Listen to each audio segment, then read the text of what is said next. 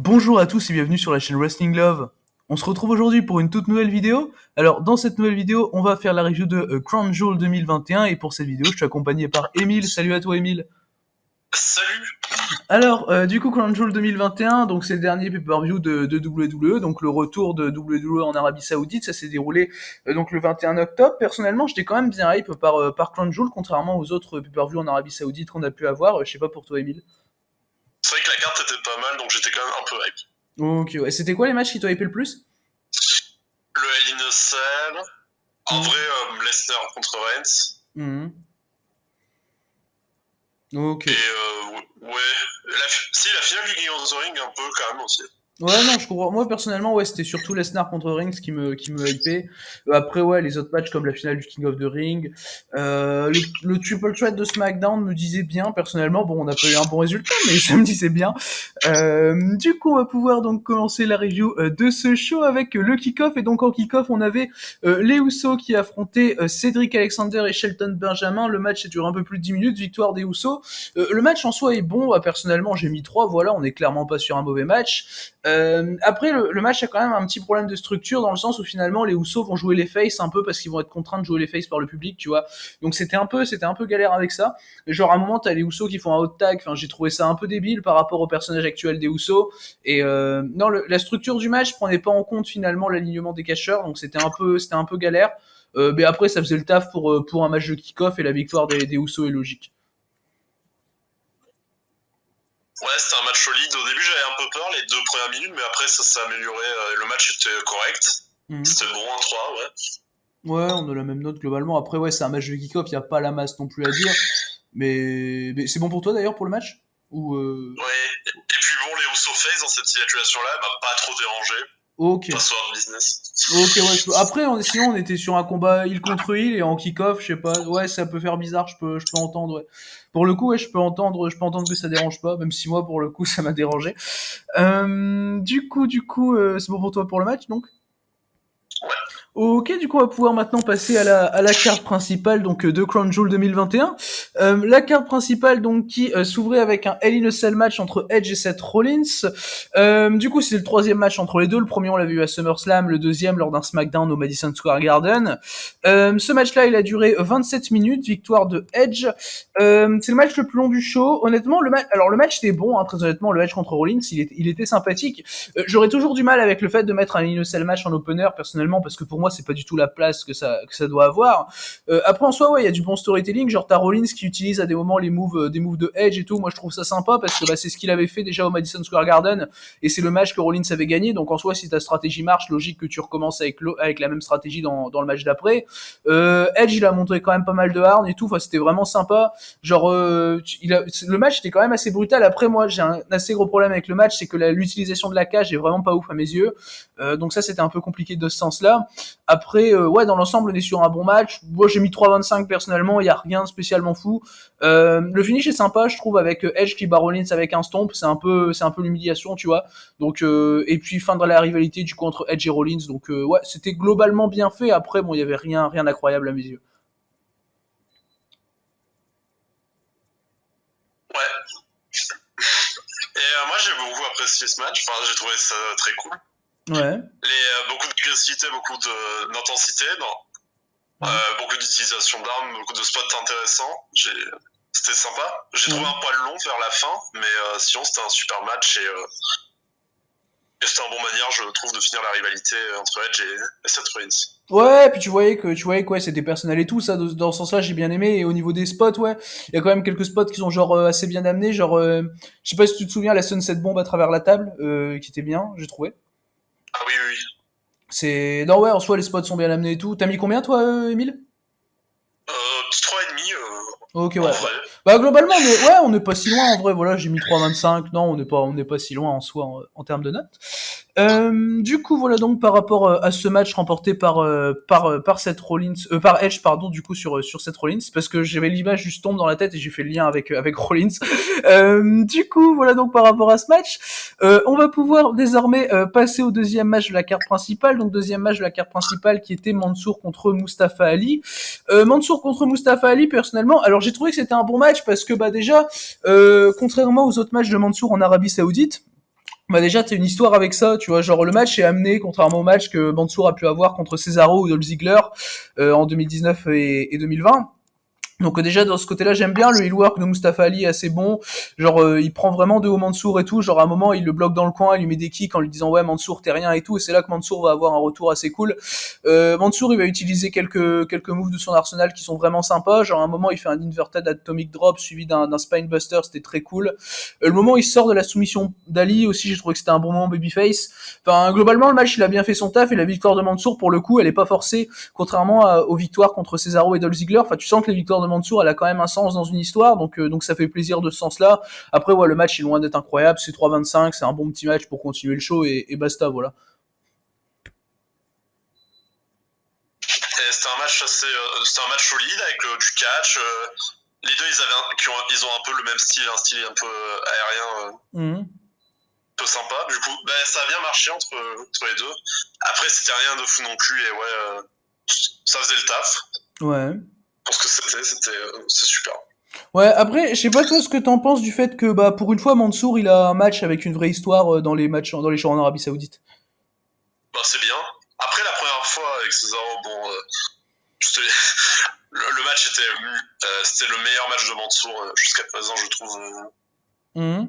Je peux comprendre. Chez WWE. Il était bon le match. Ouais. Mais c'était pareil, c'était concentré que sur. Mais là, vraiment, c'était concentré que sur le catch. Mais Oui, voilà. Donc là, ouais, t'as un programme Arrow et mais tout. c'est bien qu'il ait une histoire aussi, c'était pas juste un autre match. Parce qu'entre temps, oui, il est monté dans le main roster et bon. Oui, voilà, exactement. Et du coup, ouais, non, ça c'est une storyline Arrow, et donc c'était assez bien fait. Et du coup, il y a eu un après-match à ce Mansour contre Mustafa Ali, puisque du coup, Mustafa Ali, après s'être fait battre par Mansour, c'était pas fini parce qu'il y a quelqu'un qui est masqué qui arrive, et c'est en fait les commentateurs te disent que c'est Tarek Hamedi, donc c'est un karatéka saoudien qui a été médaillé d'argent au JO. Je savais pas du tout, j'avais pas du tout reconnu. Voilà, c'est pour faire l'apparition d'une célébrité locale, et il met un gros kick à Mustafa Ali qui tombe KO. Enfin voilà, c'était pas nécessaire, mais je comprends pourquoi c'est fait quoi. Je sais pas ton avis là-dessus. Oui, c'était ok. Hein, Ouais, voilà. et bon, au début, j'ai eu peur de voir Ninja Mark débarquer, mais en fait, non. Ouais, non, c'est le faux Ninja Mac. Heureusement. C'est ouais, non, Ninja Mac qui met des kicks. Attention, hein, surtout des high kicks, c'est rare. Hein. Ninja Mac lui il fait plutôt des flips. Hein. Ouais, c'est ça. Il aurait dévalé la rampe d'entrée en faisant des saltos. Là, j'aurais pu douter, tu vois, mais mais là, ça va. Mon Dieu. Du coup, voilà donc par rapport à ce match et du coup à l'après-match. Du coup, on va pouvoir désormais passer au troisième match de la carte principale. Alors, le troisième match de la carte principale, c'était le premier match de titre du show, donc le match pour les championnats tag team d'Euro. On avait Orkebro, donc Randy Orton et Riddle qui défendaient les titres contre AJ Styles et Omos. Le match a duré un peu plus de 8 minutes, victoire de Orkebro, assez logique. Alors personnellement, j'ai trouvé le match vraiment très sympa. J'ai mis la note de 3,25, franchement, on a quand même pas mal de bonnes séquences tout le long.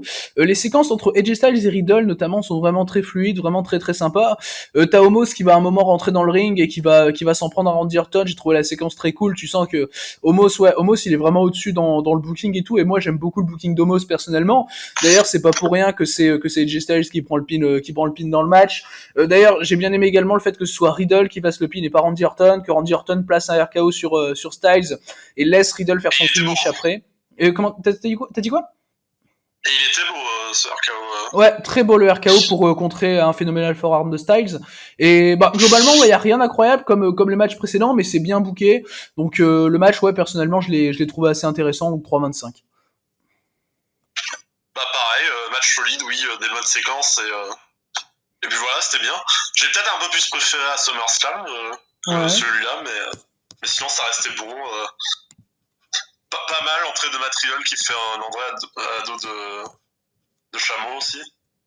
Ouais, exactement. Ça, après, j'ai passé les entrées, mais j'avais vu ça sur Twitter, ouais. Mais ouais, et je suis comme toi. Ouais. Et je suis comme toi, j'ai préféré aussi à SummerSlam, personnellement, le match. Ouais. Et mais du coup, ouais. Et d'ailleurs aussi, il y avait, je sais pas si c'est des chameaux ou des dromadaires, j'ai pas eu le temps de regarder s'ils avaient une bosse ou deux bosses. Mais genre sur le côté du stage de la rampe d'entrée, t'avais toujours des chameaux dans le show ou des dromadaires, je sais pas. Et genre c'était à chaque fois que tu voyais une entrée, tu voyais ça, genre c'était assez drôle. Je sais pas si t'as remarqué, toi, Emile. À un moment sur la fin, ils les ont enlevés, mais oui, pendant tout le show. Ouais, exactement. Ouais, Ouais. non, il me semble que c'était un dromadaire, c'était pas des chameaux. Ok. Je sens qu'il y avait qu'une bosse. Ok. Du coup, voilà donc pour ce débat chameau dromadaire et pour donc le match de titre Raw Tag Team. Du coup, on va pouvoir maintenant passer à la finale du tournoi Queen's Crown 2021, donc qui est en gros le King of the Ring féminin. C'était la finale du coup Zelina Vega qui représentait SmackDown, qui affrontait Doudrop qui représentait Raw. Le match a duré un peu moins de 6 minutes, victoire de Zelina Vega. Pour le coup, j'ai pas trouvé spécialement la victoire de Vega logique parce que Doudrop elle venait quand même de battre Shayna Baszler, donc je me suis dit que c'était plus intéressant de ramener la couronne sur Doudrop qui a déjà en plus une rivalité toute faite avec Eva Marie. Après bon en soi le match c'était pas bon, hein, voilà qu'on soit clair, Vega Doudrop c'était pas bien. Voilà, les séquences sont pas fluides. Autant Doudrop ça passe dans le ring, mais Zelina Vega elle est vraiment mauvaise. C'était une galère sur certains spots et tout. La fin elle est pas amenée pareil. Enfin non, le match est compliqué. Après c'est pas le pire match qu'on ait pu voir. Hein. On connaît la division féminine de WWE qui fait des fois des matchs quand même assez abyssaux. Mais bon voilà, j'ai mis de 25. Hein, je pense que c'est le pire match du show, ouais. Mais ça pourrait être pire, on va dire. Ouais, c'était pas bien. Hein. C'était pas bien. Ah là là, le constat. Moi, vraiment, j'ai trouvé ça plus logique que Zelina Vega gagne, au contraire. Ouais, pourquoi? Déjà parce que je me suis dit que de toute façon il allait avoir un face qui gagne le King of the Ring. Et ouais, non, Doudrop, je la voyais pas gagner du tout le Queen's Crown. Ouais.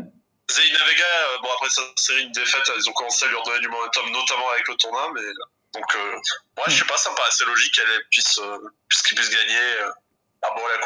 Ok, ouais, je peux comprendre. Et du coup, pour le match en lui-même? C'était pas bien. C'était rien de fou. Faut dire les choses. Oui, c'était pas bien, on est d'accord. Apparemment, le reste du tournoi, c'était un peu ça aussi. Il y avait rien de fou. Donc, non, c'était pas bien non plus. Le reste du tournoi, j'ai entendu. Voilà. C'était après, c'est pas une question de match long ou pas, hein, tu vois, genre ça je m'en fous. Mais le niveau des matchs, c'est pas bon. Même que ce soit court en soi, ça me dérange pas, c'est juste que c'est pas bien, tu vois. Genre oui, voilà. Parce que tu peux faire des matchs de 5 minutes, enfin j'ai pas encore vu le match de 5 minutes en question, mais tu peux faire des matchs de 5 minutes qui ont l'air géniaux. Hein. Moi je dis ça, je dis rien. Hein. Ouais, ah là là. Du coup, voilà donc pour cette finale donc de la Queen's Crown.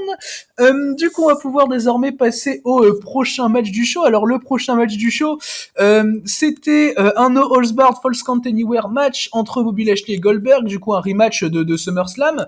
J'avais bien préféré personnellement leur match de SummerSlam à celui-là. En fait, le match de celui-là est bon. Hein. Le match de Crown Jewel est bon. Hein. Il est bien booké. Il est vraiment très bien booké à mes yeux. C'est juste que franchement, justement, c'est vraiment le booking. Le booking, il est vraiment très bon, mais il me suscite, je sais pas, un peu de. J'ai pas envie de m'intéresser au truc, quoi, parce que Goldberg gagne le match en 11 minutes, mais Goldberg défonce Lashley pendant les 11 minutes quasiment. Genre au début, t'as Lashley qui arrive un peu à dominer en tapant Goldberg avec une chaîne. Ça va tarder un peu sortir du ring, mais dès que ça va sortir du ring, Goldberg il va toujours dominer Lashley. Même l'intervention de Cedric Alexander et Shelton Benjamin va rien y faire. Il va prendre un kendo stick, Goldberg il va tabasser Lashley sur la rampe d'entrée. La fin du match, c'est un spear de Goldberg depuis le haut de la rampe d'entrée à travers une table qui était en bas. J'ai trouvé ça super que Goldberg prenne ce bump d'ailleurs.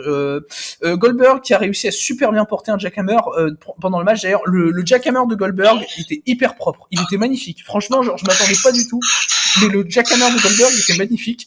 Et non, en soi le match est bon, mais c'est juste que voir Lashley se faire dégommer comme ça. Enfin non, j'ai pas envie de voir ça. Après en soi le booking, on peut pas dire qu'il soit mauvais pour le coup. Oui, le match était bien booké. Alors c'est la surprise que tu m'as dit que le jackhammer était bien parce que moi au contraire je trouvais ça bizarre, je trouvais pas bien. Mais justement, genre après je suis peut-être habitué à tellement voir des jackhammers de merde de Goldberg que celui-là était bien, je sais pas, mais je l'ai trouvé bien le jackhammer perso. Je sais pas. C'est juste que oui, il était un peu différent, c'était un peu fait différemment. Donc enfin, il était, tu vois, quitte à être trop safe, autant être safe, quoi. Voilà. Oui, voilà. Oui, c'était un match, un enchaînement de spots. Enfin, il y avait pas mal de spots, notamment à l'extérieur. Ouais. Il y a des choses. Ouais. La fin un peu épique, bon. Après, oui, c'est sûr que. Ouais, voilà. Puis tu sens que Goldberg il se bat pour son fils et tout, genre, enfin, c'est bien fait dans ce sens-là. Genre, tu vois pourquoi on en est là dans la rivalité. La victoire est logique, oui, voilà. Ouais, tu comprends pourquoi on en est là dans la rivalité et tout. C'est juste que, je sais pas pour toi, mais voir Lashley se faire défoncer comme ça fait mal, quoi. pensais qu'il était champion de WWE il y a un mois, oui, c'est sûr. Ouais, non, c'est compliqué, on est plutôt d'accord. Du coup, c'est bon pour toi par rapport au match? Et sinon, le match, oui, 3. Moi, je mets 3. Ok, moi j'ai mis 3,25, quoi, globalement, on est à peu près d'accord. Du coup, voilà donc par rapport à ce Knowles Bard Falls Count Anywhere match remporté par Goldberg. Du coup, on va désormais pouvoir passer à la finale donc du King of the Ring 2021. La finale du King of the Ring 2021, donc c'était Finn Balor contre Xavier Woods. Le match a duré un peu moins de 10 minutes. Victoire de Xavier Woods, qui est donc devenu King of the Ring. Personnellement, la victoire de Woods en soi m'a pas surpris, déjà, premièrement. Le match était vraiment très bon, c'est mon match préféré du show, personnellement. Je trouve que les deux ont quand même eu une très bonne alchimie, Balor et Woods. Et sur du 10 minutes, ils ont réussi à faire un match très très sympa. Bon, globalement, il y a pas d'histoire. Et c'est pour ça que je mets que 3,5, enfin que 3,5 entre guillemets d'ailleurs. Parce que bah finalement, voilà, en termes d'histoire racontée, c'est assez pauvre. Mais genre, tu vois que tu sens que Woods, il se bat pour avoir sa plus grosse victoire et tout. Enfin, je veux dire, t'as quand même une bonne dynamique entre les deux catcheurs. T'as Balor qui vient de revenir dans le main roster, qui a perdu ses 2 matchs de titre, il veut marquer un gros coup en gagnant le King of the Ring. Enfin, je veux dire, t'as une bonne dynamique entre les deux catcheurs. T'as franchement un match qui est vachement fluide, qui est vachement agréable à regarder. Victoire de Xavier Woods qui m'a plu personnellement. Je suis pas le plus grand fan de Xavier Woods, mais ça fait plaisir. Donc voilà, personnellement, c'est 3,5 pour ma part et meilleur match du show. C'était clairement du très bon catch, match solide entre les deux. Et alors, je sais pas, mais dans les souvenirs, j'ai quand même vu Xavier Woods pas mal dominer le match, par un peu plus que Finn Balor peut-être. Ouais, globalement, Balor, dans le match, il a que ses gros retours avec ses dropkicks et tout, mais en soi, il a très peu de domination, Balor, ouais. Mais en soi, c'était pas... Xavier Woods qui gagne, bah, je m'y attendais aussi, parce que apparemment c'était important pour lui quand même, un peu un de ses rêves. Même il avait milité pour ramener le King of the Ring, ou apparemment j'avais entendu ça. Ouais. Et puis je pense qu'il va très bien tenir son rôle de roi du ring, clairement. Puis son push, ça va lui faire du bien. Oui. Et ouais, bah de toute façon. 3,5. Ouais, on est d'accord sur la note, mais du coup, de toute façon, Xavier Woods, moi, franchement, je le vois bien champion US, tu vois, d'ici quelques mois, ou un truc dans le genre. Bah, je le vois pas aller vers le main event, hein, clairement, mais genre, avec le King of the Ring, non, franchement, je vois bien avoir encore un petit truc en plus, tu vois. Genre, je sais pas, ça coule de source pour moi. Titre US, clairement, oui, c'est faisable. Ouais, c'est clairement faisable. Du coup, c'est bon pour toi pour le match? Ouais. Ok, du coup, on va pouvoir désormais passer aux 3 gros matchs de ce show. Du coup, on va commencer par le match de championnat WWE. Donc, on avait Big E qui défendait son titre contre Drew McIntyre. C'était du coup la deuxième défense de titre de Big E après un Steel Cage qu'il avait eu à Raw contre Bobby Lashley. Le match, du coup, a duré 13 minutes. Alors, c'était un match qui était bon, hein, très honnêtement. Le match est bon, mais il y a vraiment pas mal de problèmes de structure qui m'empêchent d'aller plus haut que 3 dans la note, parce que bah finalement, genre le match, il a pas une vraie dynamique et tout. Genre, enfin, finalement, t'as l'impression que les séquences, les séquences déjà, il y a pas vraiment de lien, il y a pas vraiment de transition entre les séquences. Ça m'a un peu dérangé. C'est un peu juste, bah, on va voir qui a les plus gros moves powerhouse et tout, et un peu, enfin, c'est un peu entre guillemets un concours de beat, tu vois. Donc c'est, non, le match finalement, dans sa dynamique, il est assez faible, il raconte pas grand chose. Genre, dès le début du match, c'est une belly to belly à l'extérieur de la part de McIntyre pour derrière balancer des séquences random. Enfin, non, vraiment, le match a pas de lien. Donc voilà, c'était un peu dérangeant dans ce sens-là, et le match est loin d'être mauvais. Hein. Et pareil, il y a 2 kick-outs de finish dans le match qui servent complètement à rien, que ce soit le kick-out du Big Ending de McIntyre ou le kick-out du Claymore Kick de la part de Big E. Pour moi, les 2 kick-outs servent vraiment à rien, ils sont amenés de manière assez random, qui fait que bon, les finishers passent un peu pour rien, tu vois. Donc bon, au final, le Big E gagne avec un Big Ending, là aussi de manière random. Donc ouais, c'est un bon match, hein, où t'as du bon in-ring, t'as des bons gros moves powerhouse, t'as quelques trucs, t'as quelques séquences bien sympas, mais il y a quand même beaucoup trop de problèmes à mes yeux. Bah, je suis d'accord avec à peu près tout ce que t'as dit. C'est vrai que le match il fait très, très exhibition entre 2 powerhouse, oui, c'est... Les 2 kickers de finisher, oui, ça fait très random, ouais. Le match est enfin un peu random. C'est bon, hein, mais c'est sans plus, c'est vraiment un match sans plus, quoi. Oui. Pour le titre WWE, bon, ça, je pense que ça aurait pu être mieux ils auraient pu faire quelque chose de mieux, ça, clairement. Je mets 3. Ouais. Ça mérite pas plus, mais c'est déjà ça. Oui, voilà, bah c'est déjà ça. Après, ouais, pour le titre WWE, comme tu l'as dit, d'autant plus, c'est quand même un peu décevant, surtout que c'était le dernier match de McIntyre avant de partir à SmackDown, donc je m'attendais quand même à ce qu'ils mettent un très bon truc niveau booking. Surtout si c'est pour faire perdre McIntyre clean, justement avant d'arriver à SmackDown, je m'attendais quand même à ce qu'il y ait une symbolique plus forte ou quoi. Surtout que Big E n'est pas champion depuis longtemps, il est pas spécialement établi. Et là, je vais faire un comparatif avec Bianca Belair contre Bayley. Tu vas voir où je veux en venir. Parce qu'en gros, le Belair Bayley, c'est Belair qui veut vraiment se prouver en tant que championne auprès d'une meuf déjà établie. Et là, bah, Biggie est pas du tout établi. Et tu vois, tu peux installer la même dynamique et finalement, t'as même pas l'impression qu'il veut se prouver en tant que champion ou quoi. Enfin, c'est là, c'est le match est là quoi. Mais il est pas vraiment. Il y a vraiment des manques de choses à raconter quoi. Ah. Clairement. Ok. Bah, du coup, c'est bon pour toi pour le match, je suppose. Oui. Ok, du coup, on va pouvoir maintenant passer donc au pré-main event de Crown Jewel 2021.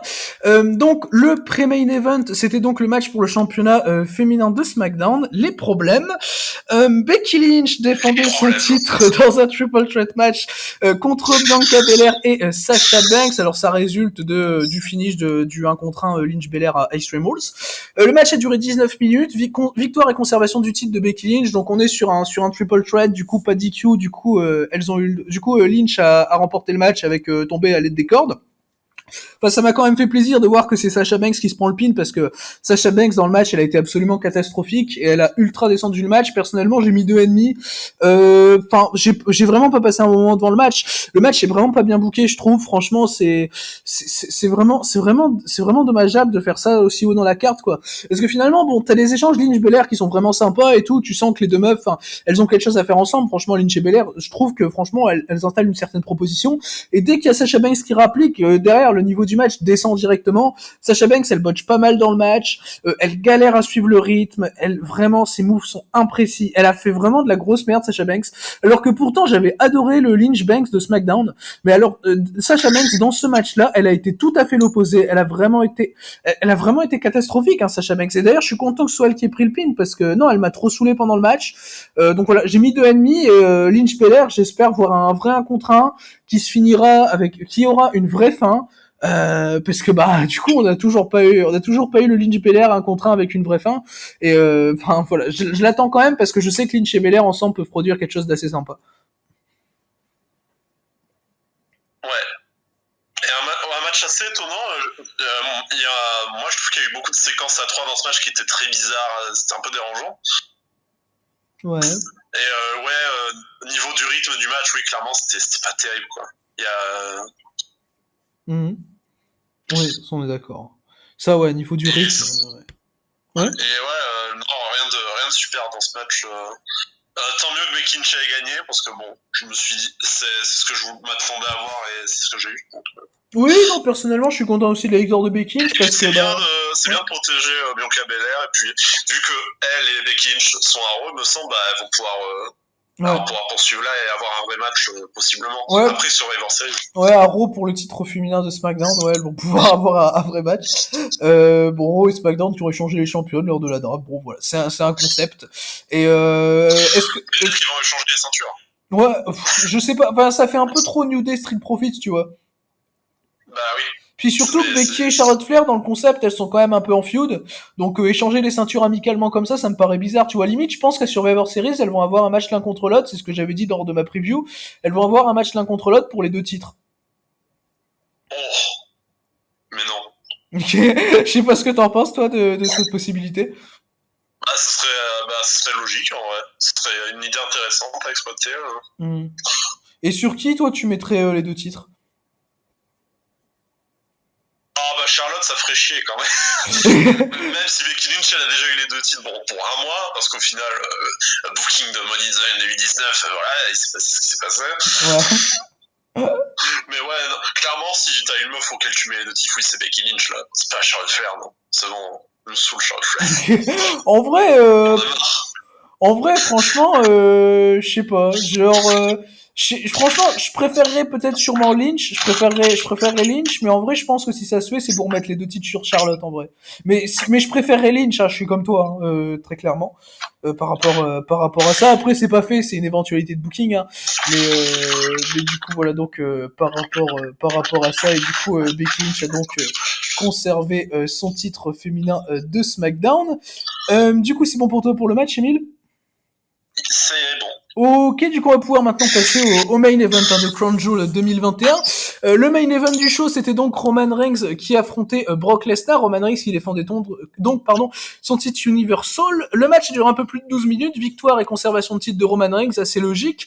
Alors, le match, en soi, était bien parti, tu vois. Genre, franchement, t'as Lesnar qui domine bien Reigns. Les German suplex de Lesnar sont super. Lesnar, il est grotesque. Hein. Lesnar, il est génial. Reigns a été ok dans le match. Il a pas joué un grand rôle dans le match, Roman Reigns. Il a été un peu random où finalement, tu vois, tu sens que c'est le match retour de Lesnar. Tu sens que Lesnar veut prendre un peu de spotlight quand même. Il le prend, voilà. Il a une bonne domination sur Reigns. Il va placer son F5 à un moment sur Roman Reigns. Reigns va se kick out. Voilà, c'était logique. Et en soi, ça m'a pas dérangé vu ce qui a pu être fait, récemment avec Roman Reigns, par exemple autour des attitude adjustments. Ensuite, t'as Lesnar qui a failli remporter le match sur Reigns, mais il y a eu un ref bump juste avant sur le F5 et du coup l'arbitre qui a même pas su prendre le ref bump. D'ailleurs, l'arbitre c'est quand même honteux parce que on lui demande de prendre un bump et il sait pas le prendre. Le mec il saute 3 heures avant que Reigns le touche. Enfin, c'était un peu n'importe quoi. Et du coup voilà, ça m'a un peu dérangé sur le coup. Et du coup, Lesnar peut pas gagner avec cet overbooking. Du coup, après le ref bump, t'as intervention d'un Uso. J'ai pas reconnu si c'était Jay ou Jimmy. Super kick et du coup t'as Roman Reigns qui en profite pour aller remporter le match sur Lesnar. Donc voilà, la fin était vraiment compliquée à mes yeux. Après bon, ça va nous donner un rematch très clairement entre Reigns et Lesnar qui sera là d'ici peut-être le Royal Rumble par exemple. Personnellement, je suis vraiment hype par un rematch, mais c'est un peu dommage de finir le pay-per-view comme ça. Je trouve que la manière de finir le pay-per-view est assez plate, enfin, c'est un peu dommage, je trouve. Et le match n'a pas vraiment été exploité. Après bon, c'est pour faire un rematch, donc en soi je peux comprendre. Mais la manière dont ça a été fait, je sais pas, ça aurait pu être mieux, je pense. Du coup, j'ai mis 2,5. Voilà, c'était une déception pour ma part.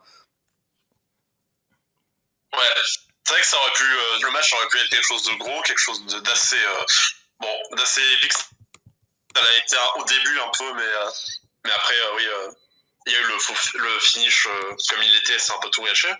Mmh. J'attendais plus de ce match, clairement, et puis sinon, ça va, c'était.